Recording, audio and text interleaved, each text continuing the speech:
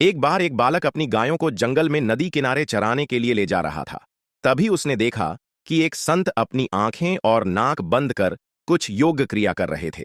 बालक थोड़ी देर तक संत को बड़े ध्यान से देखता रहा। थोड़ी देर बाद उससे रहा नहीं गया। उत्सुकतावश उसने संत से पूछ ही लिया कि वह ये सब क्रियाएं क्यों कर रहे हैं।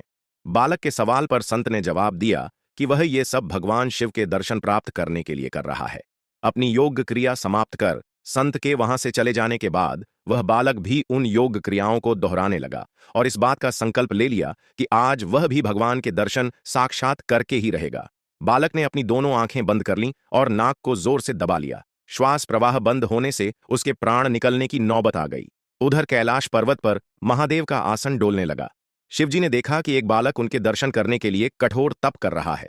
उसके हठ को देखकर शिवजी प्रकट हुए और बोले, वत्स, मैं तुम्हारी तपस्या से प्रसन्न हूं और तुमको दर्शन देने आया हूं।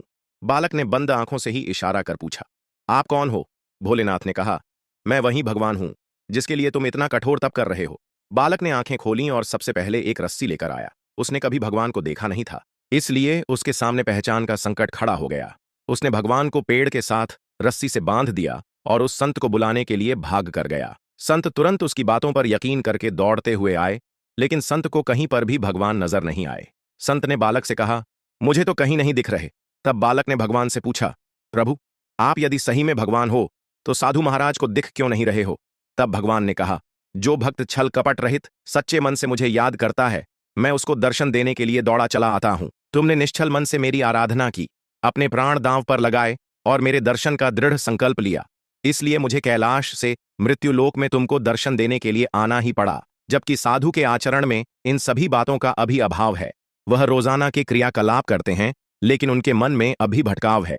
इसलिए मैं तुमको दिखाई दे रहा हूं, लेकिन संत को नहीं।